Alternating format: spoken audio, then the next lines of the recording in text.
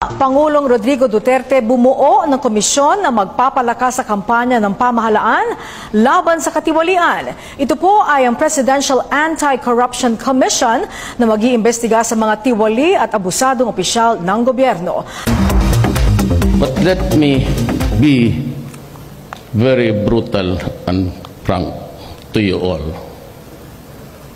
Corruption must stop now.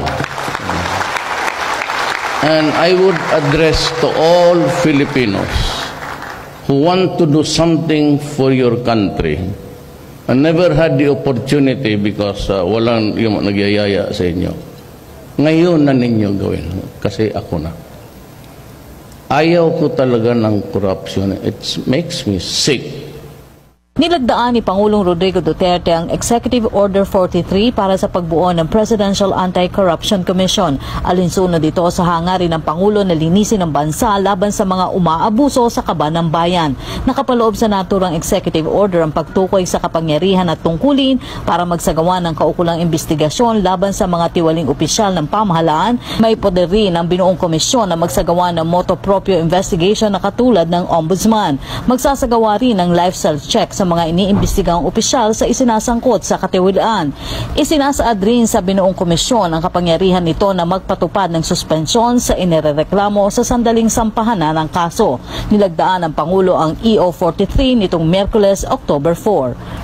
About a month after announcing a government-wide crackdown on corruption, Philippine President Rodrigo Duterte says 800 government officials and workers have been fired due to illegal activities. He read out some of their names during Monday's cabinet meeting, including Bureau of Internal Revenue officials who allegedly pocketed tax collections and asked for money in exchange for permit approvals. They are now facing administrative cases. Duterte also revealed he received a list of names supposedly of corrupt lawmakers from the Presidential Anti-Corruption Commission.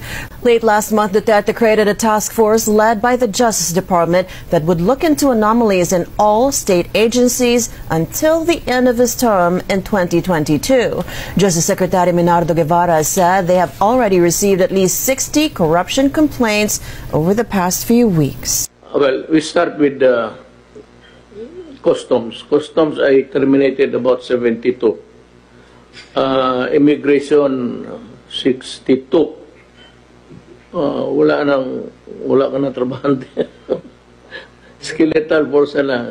Because the Bureau of Immigration is under the Department of Justice. Marami na akong sinibak. And sa PhilHealth, there will be another round of dismissal. Kinokompleto lang nila yung investigation. I do not condemn you. I give you the presumption of innocence, just like the congressman. It so happens that your name was cropped up during an investigation. Ang may init po na isyong kinakaharap ng Department of Public Works and Highways sa mga oras na ito. Muli po natin makakasama sa programa si DPWH Secretary Mark Villar. Magandang araw po, Secretary. Magandang araw po. Pinaparilib po ni Pangulong Duterte ang ilang district engineers na hinihinalang sangkot sa anomalya sa DPWH. Ano na po ang update sa investigasyon dito, Secretary?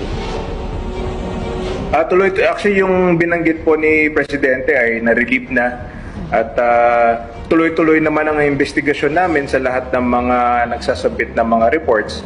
Kaya malapit na po, magkakaroon din po kami ng rigo doon sa loob ng department. And maraming maging pagbabago at kami naman po tuloy-tuloy naman ang aming laban against corruption. Opo. Secretary, gaano po karami yung district engineers at empleyado po na naalis o yung maaalis pa sa trabaho at may naghihintay po bang parusa sa kanila?